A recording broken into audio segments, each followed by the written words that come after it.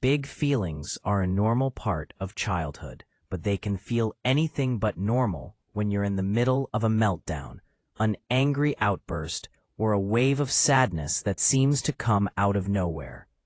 Parents often find themselves asking, "Why is this happening?" Or, "How do I help?" Or even, "Am I doing something wrong?" The reassuring truth is that children experience emotions with an intensity adults rarely feel anymore. Their brains are still developing the ability to regulate frustration, tolerate disappointment, handle transitions, and cope with overwhelm. They're not giving you a hard time. They're having a hard time.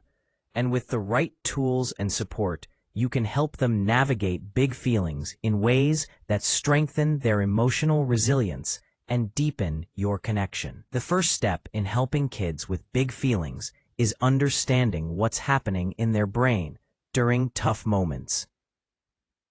When a child becomes overwhelmed, whether by anger, disappointment, fear, or sensory overload, the emotional part of their brain takes over.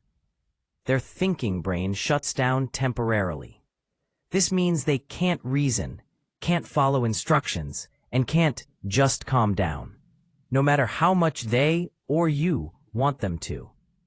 Trying to teach, correct, or argue in this state only escalates the moment. Your most important job during big feelings is to help your child feel safe. Start with co-regulation, the process where your calm helps stabilize their chaos. This doesn't mean you must be perfectly calm, but steady enough that your child senses you're in control. You might say, "I'm here with you," or "You're safe," or simply sit close by. Your presence becomes their anchor. If your child thrives on physical touch, offer a hug or sit beside them. If touch overwhelms them, give space while staying emotionally available. Connection comes in many forms: tone, posture, eye contact, patience, and breath. Once your child begins to settle, you can gently introduce emotion naming. This is a powerful tool because naming a feeling reduces its intensity. You're helping your child put language to their inner world.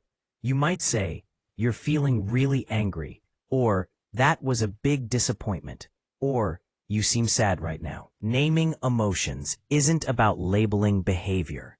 It's about making the invisible visible. It shows your child they're understood, which soothes the nervous system and reduces shame. Another essential tool is normalizing emotions, especially big ones. Children need to know anger is not bad, sadness is not wrong, and meltdowns do not make them unlovable or difficult. You can say, "Everyone feels angry sometimes," or "It's okay to cry," or "Your feelings make sense." When kids learn emotions are allowed, they feel less afraid of them and less likely to suppress them or express them in explosive ways. After empathy and acknowledgement, introduce calming tools, but only once the child is ready. Tools don't work when a child is in full meltdown mode. They work when they're beginning to regain control. Different kids need different tools, so offer options based on what suits your child. Breathing techniques, blowing bubbles, pretending to blow out birthday candles, smell the flower, blow the candle, or hand breathing where they trace fingers while inhaling and exhaling. Movement, stomping feet, doing wall push-ups, jumping in place, squeezing a pillow. Movement releases pent-up emotional energy. Sensory tools, cuddly toys, weighted blankets, fidget toys, soft textures, or cool water. Quiet corners, a safe calming space with pillows, books, or calming items, not a punishment zone, but a comfort zone. Creative outlets, drawing, scribbling, coloring, or molding clay to process emotions through hands rather than words.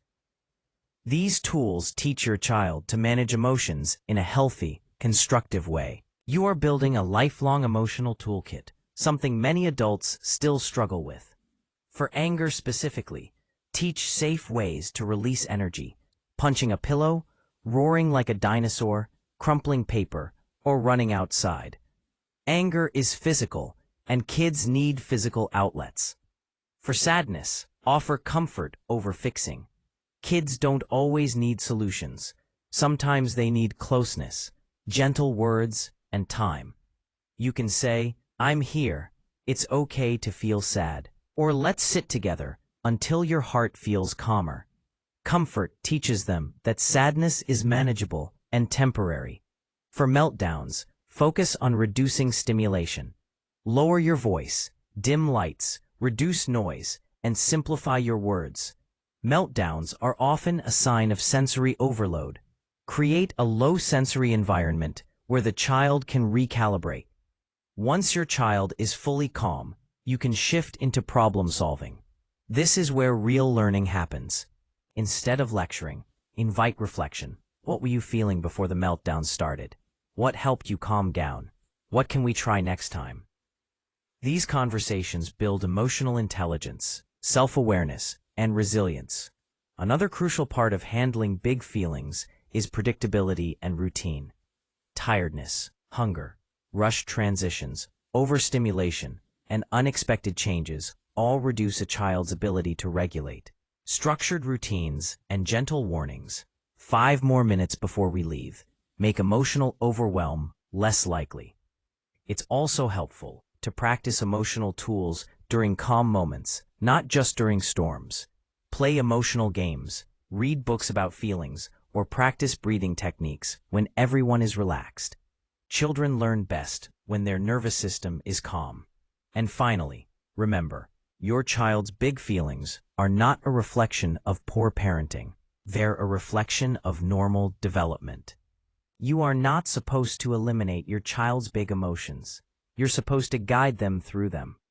Every meltdown you move through with empathy strengthens your child's emotional foundation. Every moment you stay steady becomes part of their internal sense of safety. Kids don't need perfect parents. They need present, patient, emotionally aware ones who help them understand and navigate their inner world. With your support, your child will learn not just to manage big feelings, but to trust themselves through them.